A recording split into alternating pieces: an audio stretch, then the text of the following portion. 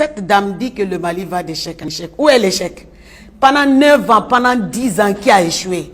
Pendant 10 ans, Steve, figure-toi que la France n'a même pas tué 49 terroristes au Mali. Et personne n'a jamais vu un corps de terroristes que la France a tué. Tout simplement parce que ce que l'État malien est en train de dénoncer, c'est ça la vérité.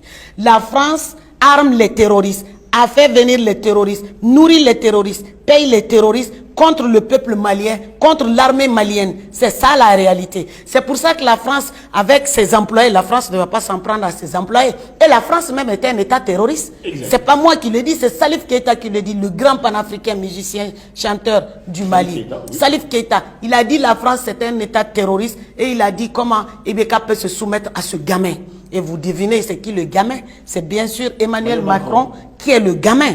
Donc la France c'est un État terroriste. Ça c'est un fait. C'est la France, la preuve est que notre autorité a tiré Macron par les cheveux pour l'agenouiller devant l'ONU et faire éclater la vérité avec des preuves. Parce qu'aujourd'hui, avec la montée en puissance de l'armée malienne, on a des radars, on a tout. Donc les intrusions aériennes que la France faisait au Mali ne sont plus possibles. La France ne peut même en étendant son transpondeur.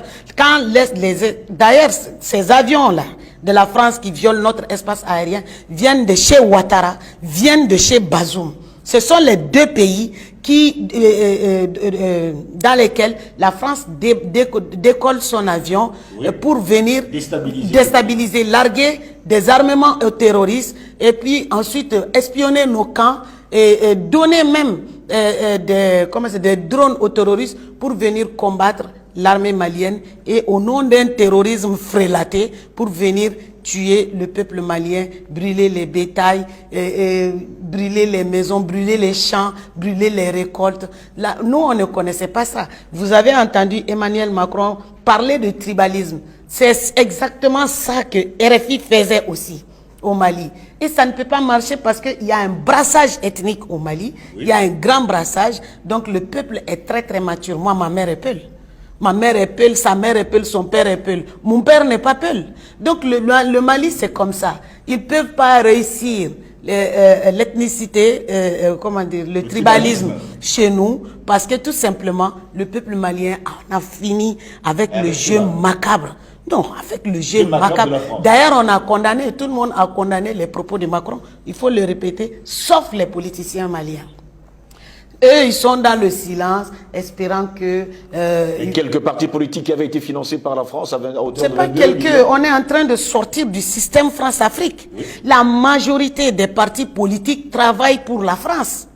Et récemment, ils sont partis à l'Union, non, à la CEDEAO, pour demander à la CEDEAO, pour dire que les militaires ne veulent pas lâcher le pouvoir. Il faut que Jonathan Goodluck vienne faire un tour au Mali. Et lui aussi porte son chapeau noir de gangster. Il vient s'asseoir pour nous raconter des bêtises. Non, vraiment, il faut respecter votre calendrier pour venir nous donner des injonctions, pour venir nous donner des leçons. Mais il faut que Goodluck, Jonathan, sache, avec tous les laquais de la France, avec le camp malien vous a mis à nu. Assimi vous reçoit seulement par diplomatie, mais il n'y a pas un homme sur terre qui peut donner des ordres à Assimi. Vous perdez votre temps. Si les Maliens, le jour où les Maliens vont décider qu'il sera président, ni vous, ni vos maîtres, personne sur cette terre ne pourra l'empêcher parce que c'est le peuple. Il sera président pour le peuple, pas pour vous. Mais ça sera bien sûr contre vous, contre votre système mafieux. Dans tous les pays. Et c'est comme ça qu'on va chasser le franc CFA et que le Wagner, chef des mercenaires, Alassane Ouattara, va manger tout seul son projet d'écho, enfin son écho. Donc il faut absolument que les peuples africains se mobilisent pour dénoncer la présence des bases militaires françaises ici. Ils n'ont qu'à aller sécuriser d'abord le peuple français. Donc à défaut de cela, ils peuvent aller soutenir l'Ukraine comme je viens de le dire. Donc le franc CFA, les multinationales, les bases militaires, la langue, tout ça va partir parce que si vous voyez aujourd'hui que la France a le culot d'être notre open holder à l'ONU, c'est parce qu'on parle encore sa langue. Oui. C'est pas seulement qu'on parle sa langue, c'est-à-dire que sa langue est la langue officielle dans nos pays. Mais du moment où ça ne sera pas la langue officielle de nos pays, la France n'aura plus le droit de parler au nom des Africains, sans les Africains et contre les Africains. Ce droit-là, on va l'arracher à la France. L'essentiel, c'est d'arriver aussi à arracher le droit de veto à la France, à l'ONU. Il y a beaucoup de choses dans cet ensemble-là. Et aussi, je parlais tout à l'heure des manifestations. Donc, il faut que les peuples se mobilisent pour demander le départ des bases militaires. Cette langue, il faut qu'on s'en débarrasse, mais en ne faisant pas d'elle la langue officielle. Donc, dans ce contexte précis, dans ce cas de figure, le Mali a totalement changé la constitution.